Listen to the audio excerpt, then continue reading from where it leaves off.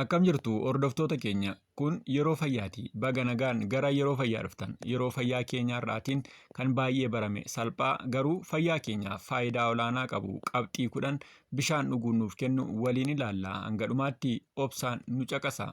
Eeyyee dhangala'aan qulqulluun burcuqqoo keessan keessatti argitan kun faayidaan inni fayyaaf qabu hamma namoonni hubataniin olidha. Viidiyoo keenya kanaan wantoota yeroo mara akka bishaan dhugdaniif isin kakaasan qabxii 10 armaan olitti caqasuuf yaalde dabalate qabxii boonasii yeroo gaariin faayidaa olaanaadhaaf bishaan dhugamuu qabu yoom akka ta'e waliin ilaalla. Hanga dhumaatti obsaan nu caqasa. Tokko humna dabaluu fi dadhabbii hir'isuuf. Guyyaa guyyaa dadhabbii fi xiyyeeffannoo dhabuun isin mudatee beekaa? Hangafa dadhabbii keessaa sababni inni tokko gogiinsa qaamaati. Qaamni keenya bishaan gahaa of keessaa yeroo dhabu hammi dhiiga keenyaa ni hir'ata. Kun immoo onneen keenya gara maashaalee fi sammuu oksijiinii fi albuudota qaamaa barbaachisan bakka ga'uu malu geessuuf rakkisaa godha. Bishaan gahaa dhuguun qaamni keenya humna gahaa akka argatuuf gargaara. Marsaa dhiigaa fooyyessuu fi dadhabbii guyyaa guyyaa ni dhabamsiisa. Guyyaa itti aanu yoo dadhabbiin isin mudate buna dhuguuf hin ariifatina. Dursa bishaan burcuqqoo tokko dhugaa. Hojii sammuu fi xiyyeeffannoo fooyyessa. Sammuun namaa 75% bishaan of keessaa qaba. Kana keessaa hamma bishaanii xiqqoo hir'isuun dandeettii yaaddachuu, fedhii fi xiyyeeffannoo miidhuu danda'a. Akka qorannoon ibsutti gogiinsi qaamaa akka dhiphattan, akka aartanii fi akka waan gootan wallaaltan isin gochuu danda'a. Hamma bishaanii qaama keenya keessa jiru dabaluun sammuun keenya akka si'aayinaan turu gochuun ni danda'ama. Qulqullina sammuu eeguun xiyyeeffannoo guddisuun ni danda'ama. Barattoonni, ogeessonni, namoonni sammuudhaan hojii gaarii hojjechuu barbaadan kamuu bishaan of biraa dhabuu hin qaban.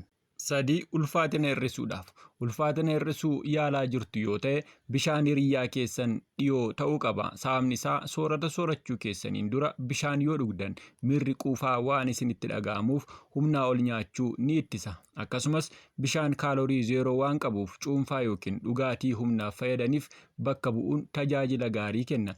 Bishaan qorraa dhuguun sirna bullaa'insaa xiqqoo ni saffisiisa. Kun immoo qaamni keenya kaalorii hedduu akka hojiirra oolchu godha. Kanaaf ulfaatina hir'isuun galma keessan yoo ta'e fayyadama bishaanii guyyaa guyyaan dabaluu eegala. Gogaa keenya fayyaa qabeessaa fi qulqulluu godha. Namoonni baay'een dibata qaalii fi oomishaalee miidhaginaa irratti maallaqa balleessu. Garuu eegumsa fayyaa kan ta'e kan naannoo isaaniitti argamu bishaan ni dagatu. Jiidhinsa gogaaf. Bishaan gahaa hin dhugnu taanaan gogaan keenya ni goga, ni dhifama, shuntuuruudhaaf baay'ee kan saaxilame ta'a. Karaa biroo bishaan gogaa keenya xuraawaa akka dhabamsiisu gochuun dhifamuu isaa hir'isa. Qulqulluu, cululuquu fi bifa dargaggoo fakkaatu qabaachuu yoo barbaaddan guyyaa guyyaan bishaan dhugaa. 5. Daakkamuu soorataa ni si'eessa. Gogiinsa garaa ni ittisa. Bishaan daakkamuu soorataa keessatti ga'ee guddaa taphata. Soorata caccabsuuf albuudota soorata keessaa akka mar'immaan haala gaariin xuuxamu gochuu keessatti ga'ee olaanaa qaba. Bishaan gahaa hin dhugne taanaan gogiinsi garaa, quufnii fi amalli garaa nama boqoqsuu namatti dhaga'amuu danda'a. Ganamaan bishaan ho'aa dhuguun sirna bullaa'insa nyaataa akka ariifatuu fi guyyaa hunda akka isinitti salphatu godha. Kanaaf sirna bullaa'insa gaariidhaaf hin dagatinaa. Bishaan baay'ee barbaachisaadha. 6. Ho'insa qaamaa ni to'ata. Yeroo sochii qaamaa goonu yookiin haala qilleensa ho'aa keessatti akkamitti akka isin dafqisiisu hubattanii beektu? Sun haala uumamaan qaamni keenya mala ittiin of qorrisiisu ta'ee bishaan irratti kan hundaa'edha. Sirriitti bishaan yoo dhugne dafqa nutti baay'isuun ho'insa kutaa qaama keenyaa sirriitti to'ata. Bishaan ga'aan qaama keenya keessa yoo hin jirre immoo humnaan ol nutti ho'a. Lafa namaan marsiisuu fi ho'insa qaamaa ol aanaaf nu saaxila. Kanaaf yeroo ispoortii hojjennu, yeroo deemnu, yeroo haala qilleensaa ho'aa keessa jiraannu bishaan dhuguu qabna madaallii qaama keenyaa eeguuf. 7. Buusaa keenya ittisuun dhukkubbii nurraa dhorka. Bishaan buusaa keenyaaf, ispaayinaal koordii fi tishuu keenyaaf akka dibataatti tajaajila. Isaan ala buusaan keenya sochii diduu nu dhukkubuu fi dhiita'uu danda'a. Namoota dhukkuba artiriitis qabaniif bishaan qaama isaanii keessa turuun miira tasgabbii dhabuu hir'isuu fi haala sochii fooyyessuu danda'a. Atileetonni bishaan gahaa dhuguu yookiin immoo haayidireetii irraa fayyadamoo ta'u. Sababni isaas miidhaan qaamaa fi dhiita'uun maashaalee ittisuuf isaan gargaara. Bishaan akka zayita motora qaama keetti yaadi. Waan hunda akka gaariitti akka socho'u taasisa. Qaama keessaa dhiquun kalee ni qulqulleessa. Kaleen keenya akka calaltuu uumamaatti summii fi xuraa'aa qaama keenya keessaa dhabamsiisu garuu sirnaan hojjechuuf bishaan isaan barbaachisa. Bishaan gahaa dhuguun dhagaa kalee, infekshinii ujummoo fincaanii fi rakkoolee kalee waliin walqabatan biroo ittisuuf gargaara. Akkasumas tiruu kan deeggaru yoo ta'u wantoota miidhaa geessisan qaama keenya keessaa baasuuf gargaara. Kanaafuu sirni summii qulqulleessuu qaama keenyaa akka sirnaan hojjetu yoo barbaadne bishaan dhuguun itti fufuun dirqama ta'a. 9. Sirna ittisa qaamaa ni cimsa. Bishaan oksijiinii gara seelii keenyaatti geessuuf barbaachisaa waan ta'eef qaamni keessan akka gaariitti akka hojjetu taasisa. Qaamni bishaan gaarii qabu infekshinii fi dhukkuboota ofirraa ittisuuf caalatti qophaa'a. Yeroo bishaan qaama keenya keessaa hir'atu qaamni keenya qorra, infuleenzaa fi dhukkuboota biroof caalatti saaxilama. Bishaan gahaa dhuguun sirna ittisa qaama keenyaa cimaa, si'aa fi nu eeguuf qophaa'aa akka ta'u mirkaneessa.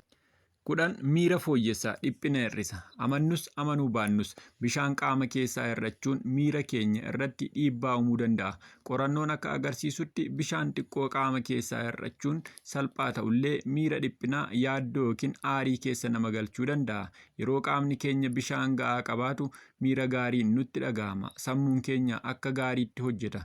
Miira keenyas ni fooyya'a. Guyyaa guutuu bishaan gahaa dhuguun tasgabbii, gammachuu fi miira madaalawaa akka qabaannu nu gargaara. Kanaafuu dhiphina uumamaan to'achuu yoo barbaadde bishaan qoricha salphaa. Yeroo gaariin bishaan dhuguu qabnu yoomi? Egaa kabajamtoota hordoftoota keenya faayidaa 10 bishaanii waliin ilaalleerra. Amma immoo yeroo gaariin bishaan dhuguu qabnu yoomi kan jedhu waliin ilaalla. Waan waliin jirtaniif galatooma. 1. Ganama akka hirribaa kaaneen bishaan burcuqqoo tokko dhuguun sirna bullaa'insa nyaataa ariifachiisa. 2. Nyaata nyaachuun dura daqiiqaa 30 booda bishaan dhuguun bullaa'insa nyaataaf akka gargaaruu fi garmalee nyaachuu ni ittisa. 3. Sochii qaamaa dura yeroo hojjechaa jirruu fi erga hojjenneen booda dhangala'oo qaama keessaa hir'ate bakka buusuuf bishaan gahaa dhuguu qabna. 4. Ciisichaan dura gara ciisichaa osoo hin deemiin bishaan burcuqqoo tokko dhuguun halkan guutuu bishaan qaama keenya keessa akka turuuf gargaara. Hubadhaa, bishaan amma nu barbaachisu guyyaatti burcuqqoo 8 yookiin immoo naannoo liitirii 2 kan ta'u jechuudha. Hanga qaama keenyaa haala qilleensa keessa jiraannuu fi sochii goonuu irratti hundaa'uun amma qaama keenyaaf malu madaallee dhuguun murteessaadha.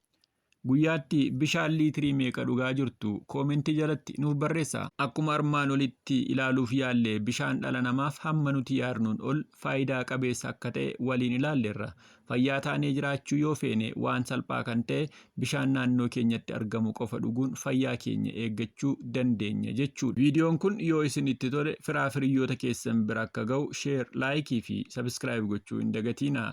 Bishaan dhugaa, fayyaa qabaadhaa. Gammachuun jiraadhaa. Amma viidiyoo biroon wal arginutti nagaan isiniif haa baay'atu. Turtii gaarii.